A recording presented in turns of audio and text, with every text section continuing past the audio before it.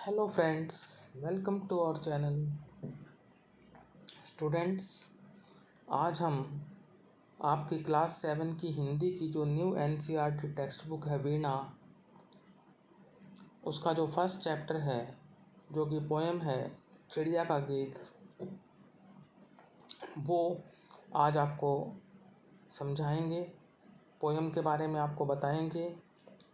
चिड़िया का गीत, चिड़िया सभी को पता है, पक्षी है, उड़ती है, उसका गीत क्या है वो आपको बताएंगे।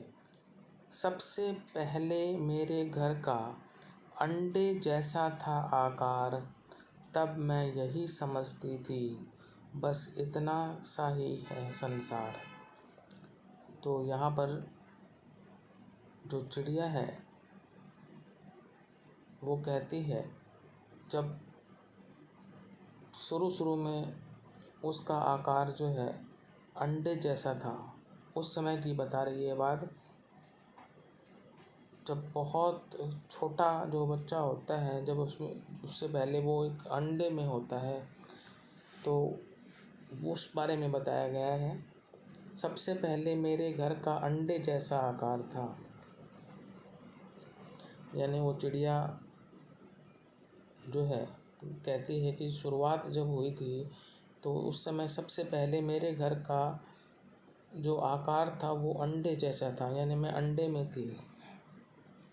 तब मैं यही समझती थी बस इतना सा ही है संसार। तब मुझे ऐसा लगता था कि मेरा संसार बस इतना सा ही है।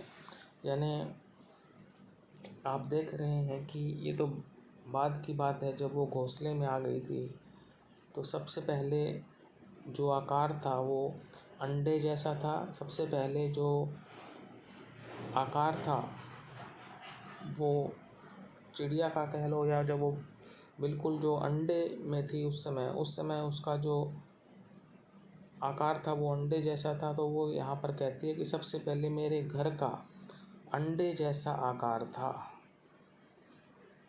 तब मैं यही समझती थी, तब मैं यही मानती थी बस इतना सा ही है संसार। की संसार इतना सा ही है, बहुत छोटा सा है कि भाई अंडे जैसा ही है किस्म से संसार, ऐसा कहा गया है हमें। आगे चलते हैं।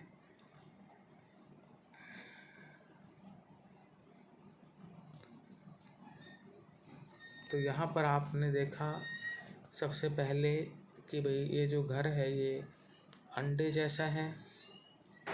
फिर चिड़िया जो है वो घोंसले में आ गई है, सेकंड में देख रहे हैं आप।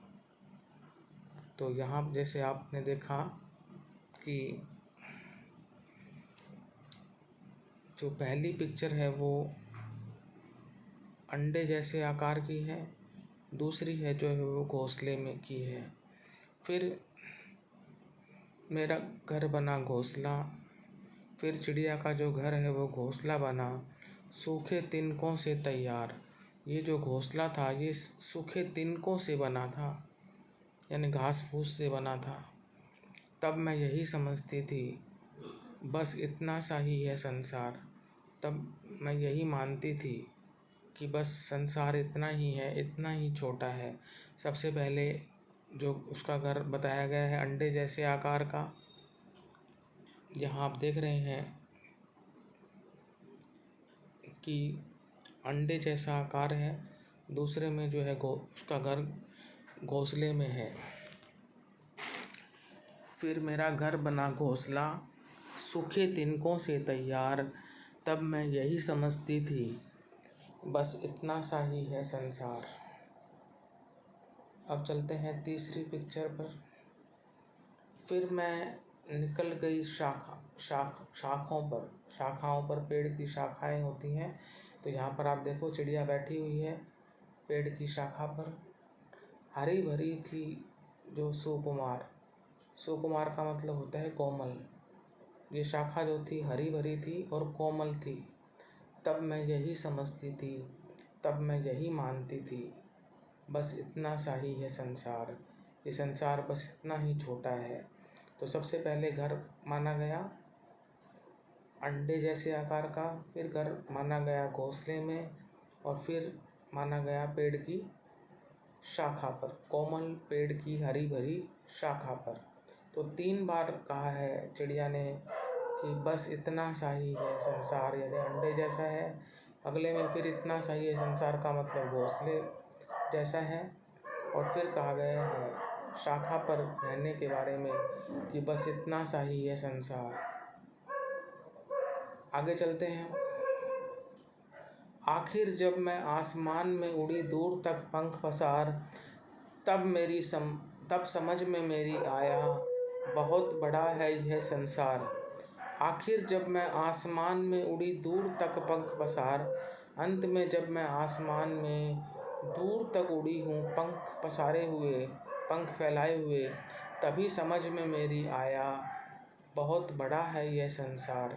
तब मुझे एहसास हुआ, तब मुझे ये लगा कि ये संसार तो बहुत बड़ा है, ये संसार छोटा नहीं है। आप देख रहे हैं यहाँ पर चिड़िया जो है खुले आसमान में उड़ रही है और उसने अपने पंख फैलाए हुए हैं, पंख पसारे हुए हैं। जब वो उड़ती है आसमान में तब उसकी समझ में आता है कि ये संसार तो बहुत बड़ा है। पहले 3 स्टैंजा में हमने देखा कि चिड़िया को ऐसा लगता है कि बस इतना ही सा ही संसार है, पहले अंडे जैसा, फिर घोंसले में, फिर पेड़ की शाखा पर। लेकिन जब वो चौथे स्टैंजा में हमें बताया गया है कि जब वो आसमान में उड़ी है दूर तक पंख पसार, तब उसकी समझ में आया कि यह संसार बहुत बड़ा है। तो निरंकार देव सेवक द्वारा यह कविता लिखी गई है चिड़िया का गीत। इसकी जो एक्सरसाइज है वो हम नेक्स्ट वीडियो में करेंगे। आज के लिए स्टूडेंट्स वीडियो में बस इतना ही। मिलते हैं नेक्स्ट वीडियो में। Thank you.